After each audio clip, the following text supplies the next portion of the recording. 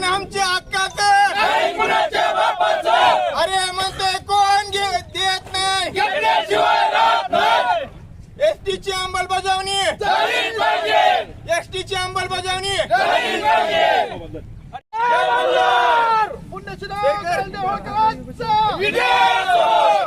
हो तर कर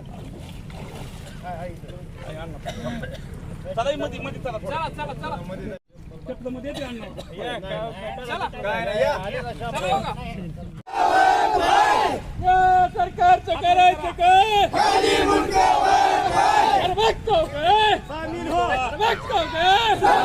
गेल्या 70 वर्षापासून या महाराष्ट्र राज्यामध्ये धनगर समाज हा डॉक्टर बाबासाहेब आंबेडकरांनी 36व्या क्रमांकावर एसटीत समावेश आहे हे स्वतः राज्यघटना देताना डॉक्टर बाबासाहेब आंबेडकरांनी तसं धनगर समाजाला न्याय देण्याचं काम केलं.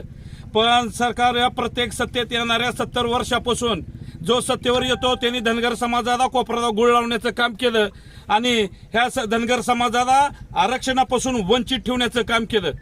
त्यावेळेस आमचे भुडीबाबुली लोक होते ज्यावेळेस त्यांना कळत नव्हतं ज्ञात नव्हतं त्यामुळं आमचा समाज हा खादोखार गेलेला आहे.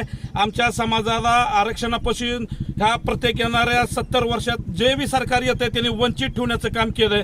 आता आम्ही शिकलेलो आहोत, आम्हाला बुद्धी आलेली आहे, आम्हाला कळतंय आरक्षण म्हणजे काय. आता आम्हाला भीक मागायची वेळ येणार नाही. आता आमच्या लेकरा बाळाचं वाटोळ होत आहे, ती वाटोळ व्हायचं बंद करणार आहोत. आणि आज आम्ही धाराशिवमध्ये हे हातला देवीच्या ह्याच्यामध्ये जलसमाधीसाठी इथं आलेलो आहोत. सरकारला एक विनंती आहे मायबापाला की त्यांनी त्वरित आमच्या अंमलबजावणीची एसटीमध्ये समावेश करून आम्हाला तात्काळ प्रमाणपत्राचं वाटप करावं. हे विधानसभेच्या आचारसंहितेच्या अगोदर हे आम्ही 7 दिवस मध्ये उपोषणाला बसलो होतो. सरकारने आम्हाला मिटिंग लावण्याचं आश्वासन दिलं पण सरकारनं आम्हाला कसलीही मिटिंगला बोलवलं नाही. ह्या सरकारचा आम्ही धनगर समाजाच्या वतीने धिक्कार करतो. ह्यांच्यावर आम्ही धनगर समाज अख्खा महाराष्ट्रातला ह्या सरकारला येणाऱ्या काळामध्ये जर आम्हाला आश्वासन देऊन आम्हाला जर एसटीचं प्रमाणपत्र नाही दिलं तर आम्ही त्यांना नक्कीच धडा शिकू आणि त्यांना ह्या सत्तेतनं हद्दपार करू.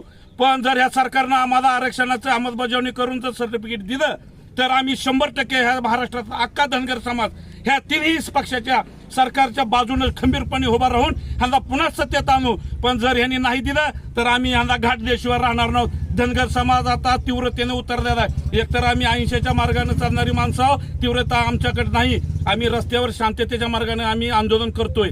ह्याची आम्हाला सरकारनं दक्षता घ्यावी.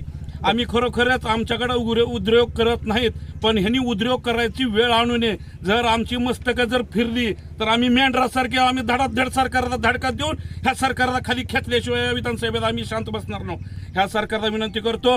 आता आणि आजच्या आंदोलनाचा विषय आज आम्ही इथं 20 ते 25 जलसमाधीसाठी आलेलो आहोत.